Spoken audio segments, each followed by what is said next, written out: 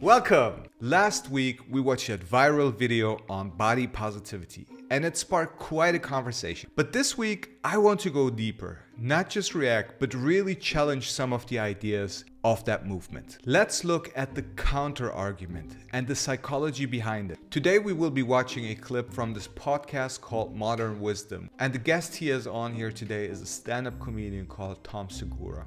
Let's have a look at what these guys have to say. Ozempic and the body condition of most of the people at the Golden Globes shows that the fat acceptance movement was all a scam.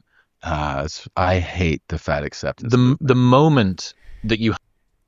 Tom Segura already having very strong opinions on this. I think at this point it's worth noting that Tom Segura is actually one of those people who was very overweight himself, and he managed to somehow overcome it and lose a lot of weight. I personally can very much relate to that because I was 40 kilograms heavier than I'm right now. I think it makes sense to listen to people that actually went through the experience of being overweight, then losing weight, and listen to what they have to say about it, than just somebody who was always fit and just bluntly is fat shaming people. You had an easy route out of being overweight. Body positivity went out of the window. That's so true, because they're such hypocrites. They're such pieces of shit. And this whole thing has always enraged me more than anything, I think.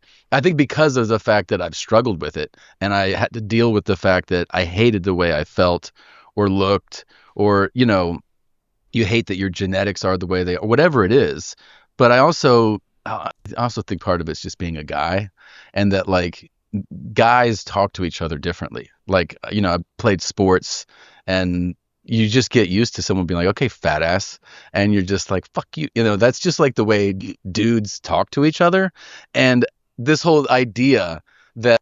So this part you will hear a lot, right? It's just guys just talk this way. And already this statement in itself can be seen as a controversy. Because on one hand side, you will have people that will say men and women are absolutely equal. And on the other hand side, you will people that will say men and women are inherently different. But instead of having the reflex to just bluntly judge right away what he says, let's try to look at what is beneath that statement. So look, this is just my personal experience. I want to make this clear. This is anecdotal evidence more than anything else. To some extent, I agree with Tom in what he says here. But let me explain. If you grow up in a male friend group, roasting is just part of it. Boys are often raised with this emotional code of mockery as affection. But even if you fully agree with everything that I've just said, it really opens up another question. And that is the old nature versus nurture debate. Are these things given by nature and you cannot do anything about it? Or is it more the society and how people are being raised? I think it really makes no sense to pretend it's somewhat of a biological destiny. It's mostly culture. It is mostly learned behavior. But to be fair, some of it is biological, because we know testosterone is influencing things like risk tolerance and competitive behaviors. I personally believe that it's fair to say there is somewhat of a cultural language among men. But at the same time, I don't believe it's fair to say something like women cannot handle the truth or only men can take tough feedback. I think that's bullshit. But anyways, let's continue the video. That, like, one of my friends is going to be like, I actually think you look really good at any weight. It's like, fuck off. Like, that's not true.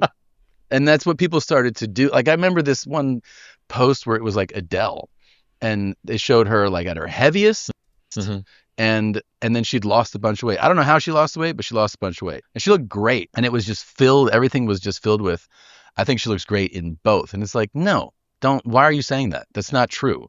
Like, what she looks great now. She put in the work, and she obviously ate a certain way and trained, and now she looks great. Like, you can say that, like, yeah, she wasn't ugly before, but no, both are wonderful. It's like, at this point, I think it's important to say that it's probably not fair to lead with that example of the looks.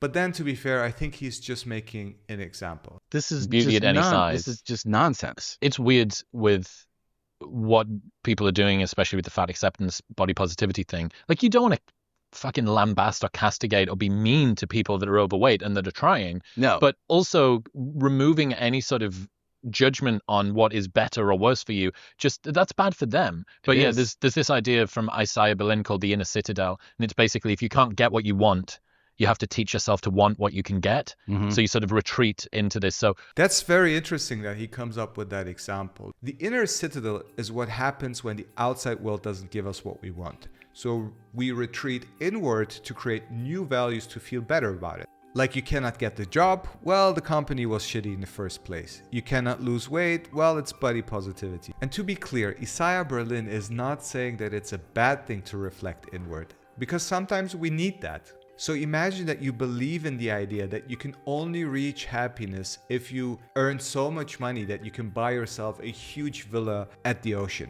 But it's very unlikely for you to actually reach that goal. Then it would really make sense to turn inwards and work on whether or not the idea is good in the first place, and maybe reconsider changing your values. But if you're just retreating, you could also deny reality, and that's not growth. That's really just coping dressed as philosophy. So here's a psychological layer that makes this even deeper. It's called cognitive dissonance.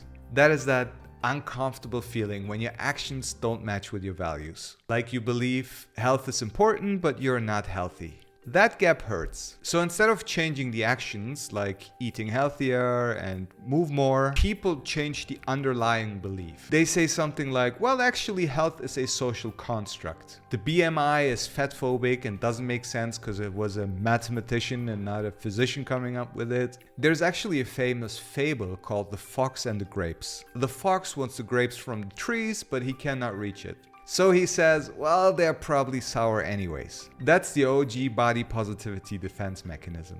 But here's the thing. Telling yourself that you never actually wanted the thing that you failed to get is not empowerment. It's really just numbing the pain. And I get it. I was telling myself the same things for a very long time. This is just who I am. I will never change. It's connected to my culture. But really, the moment that I stopped lying to myself and the moment that I just admitted that I wanted this, that's when things finally changed. And let's be clear, both sides lie to you. The fitness bro that tells you it's all just grind set and you have to just work harder, and that activist that tells you that 400 pounds or 200 kilograms is just another body type, also lying. You've just been taught to either hate yourself or lie to yourself. You don't need shame and denial. You need structure, you need small wins, and you need a system. That's what we are building with Forever Better. So you sort of retreat into this. So I struggle to make monogamous relationships work. Therefore, monogamy is a flawed system, and everyone should be polyamorous. Right. It's completely disingenuous, and it's all about a lack of accountability. And I think that's the thing about, like, when you talk about body positivity, it's like, yeah, you don't need to rip people apart who are not that are overweight or whatever. It's like, I don't know. I don't think that's very productive for them. It's just gonna. Very few people are passive aggressed or patronized into behavior. Yeah, for sure. But to say, like, I think that's very true. Being mean to people is not going to help them. This is great. And, and then now people are also doing the same mental gymnastics with the term healthy. Like, well, what is healthy? It's like, you know what the fuck healthy means, stupid. Like, it's not, I'm not making up this word. And they're like, well, who is?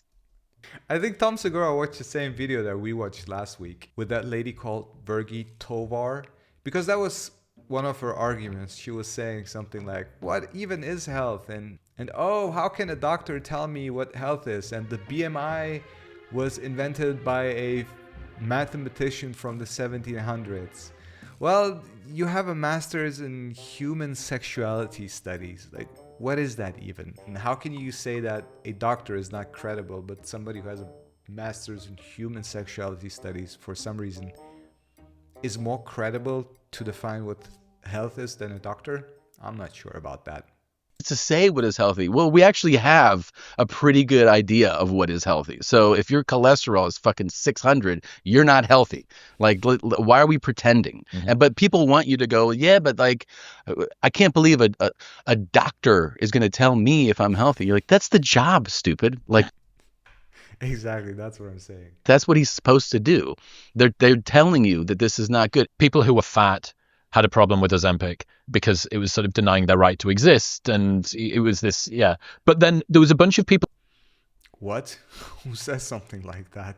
Denying your right to exist? Why would you view that as denying the right to it? How is that even a talking point? Like, why? people that were in shape that had a problem with it too, because it gave people who didn't need to use as much hard work and willpower an easier route to being in shape. Everybody is threatened in one form or another by shortcuts. So there are people that see this as a negative way to lose weight by using something like Ozempic. So they describe it as a shortcut or a cheat code, and I think that's not really fair. If that's a solution that works for someone that was struggling before, why would you try to take that away from them? It also shows a little bit how weight loss is such a unique field. Okay, so let me explain that thought. I think you can differentiate any type of solutions in two different categories: the done for you solution and the done with you solution. You probably heard this very famous saying: give a man a fish and you'll feed him for a day. Teach a man how to fish and you feed him for his entire life. Well, weight loss is very similar, right?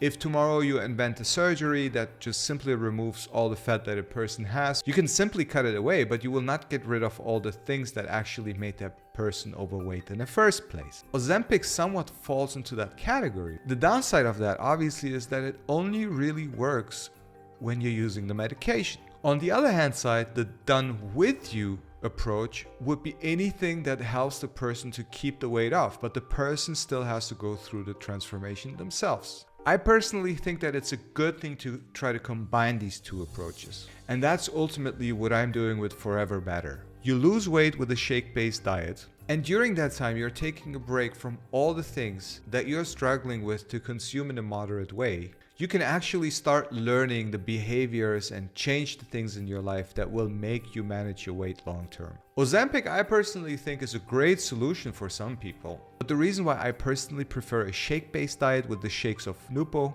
is that you don't really have to make any food decisions. And it's just a much more convenient way to get all the nutrients that you need while not losing any muscle mass in your diet phase. Another potential way to use Ozempic would be to use Ozempic in a combination with the shakes. Interestingly, there are actually studies from Nupo where they combine Ozempic with Nupo shakes, and that technique actually also provides very good results. That way the Ozempic would reduce your hunger while at the same time you keep the nutrients.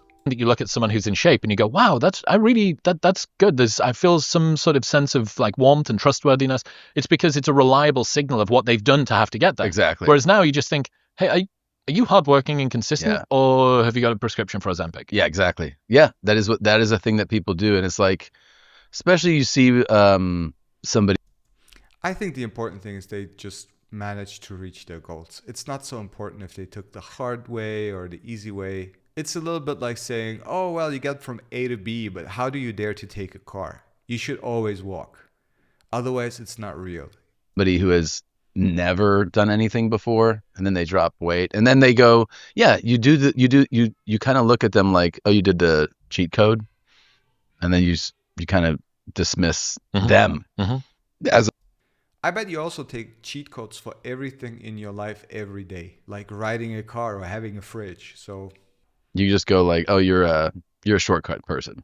People don't know how even the people that are in Hollywood, that they go, well, that person's not on it. They're on it too. Where are you taking your motivation from? What is inspiring you to take actions and lose weight?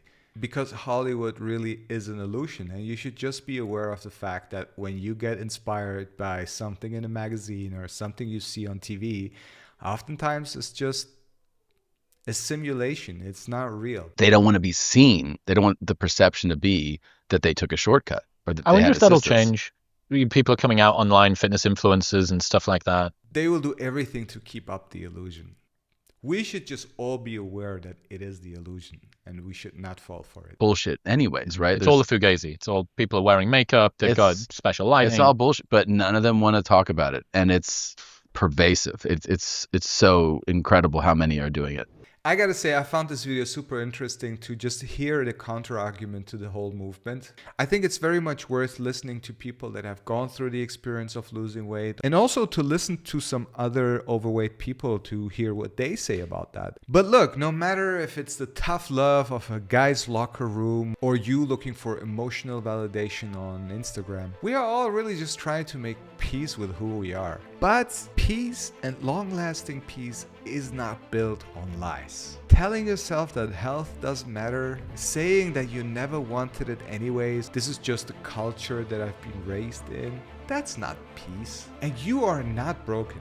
You don't need shame, but you also don't need to lie to yourself anymore. If you're tired of fake positivity and fake toughness, you're in the right place. Follow, like, and subscribe this channel, and follow me on my journey to build forever better. See you, goodbye.